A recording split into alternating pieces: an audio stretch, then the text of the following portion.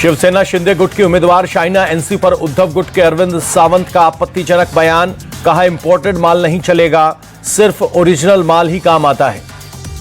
अरविंद सावंत के बिगड़े बोल पर शाइना एनसी का पलटवार। कहा एक महिला का अपमान महंगा पड़ेगा, महाविकास अघाड़ी का विनाश तय।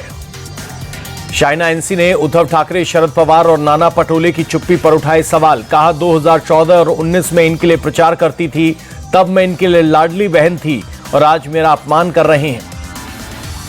शाइना एनसी ने थाने में अरविंद सावंत की शिकायत। नागपाड़ा स्टेशन पहुंचकर इंपोर्टेड माल वाले बयान पर दर्ज करवाया मामला।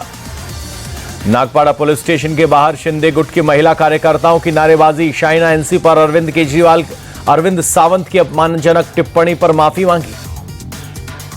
बयान पर बवाल के बाद अरविंद सावंत की सफाई। बोले मैंने किसी महिला का नाम नहीं लिया, मेरी कही गई बात नहीं दिखाई गई।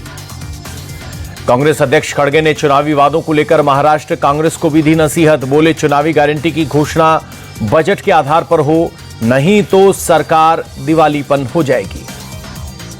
मुफ्त वादों को लेकर कर्नाटक की अपनी ही सरकार पर बिफरे खड़गे।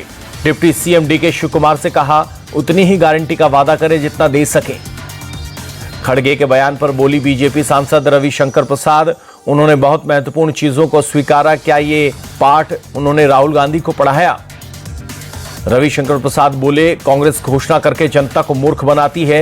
वे घोषणा को लागू नहीं करते, लेकिन बीजेपी की सरकार वादों को पूरा करती है। इंडिया टीवी से बातचीत में बोली एनसीपी शरद गुट की नेता सुप्रिया सुले। महाराष्ट्र में महाअघाड़ी ताकतवर, 2.5 साल की सरकार में एमवीए ने शानदार काम किया। अजित पवार को लेकर सुप्रिया ने कहा अजित पवार को पीएम अमित शाह और फडणवीस के लगाए आरोप कितने सही, उनके खिलाफ जांच के आदेश हुए क्या? सुप्रिया बोली बारामती के लिए मैंने अपने और अजित पवार दोनों के लिए काम किया। मेरी लड़ाई पारिवारिक नहीं, वैचारिक विचारधारा की। दीपावली के बाद बारामती में सुबह सुबह चुनाव प्रचार में जुटे डिप्टी सीएम अजित पवार। मलाड गांव से ग्रामीणों से की मुलाकात, मांगे वोट। महाराष्ट्र विधानसभा चुनाव पर बोले अशोक गहलोत। महाराष्ट्र में कांग्रेस के पक्ष में माहौल, एमवीए की सरकार बनना तय।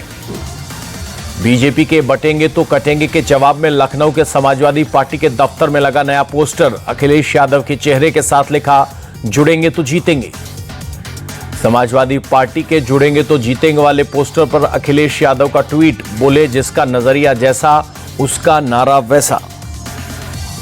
यूपी के डिप्टी सीएम ब्रजेश पाठक ने समाजवादी पार्टी पर साधा निशाना। बोले एसपी को जनता से कोई मतलब नहीं, इनकी सरकार में गुंडे, माफिया और बदमाश पुष्पित और पल्लवित हुए।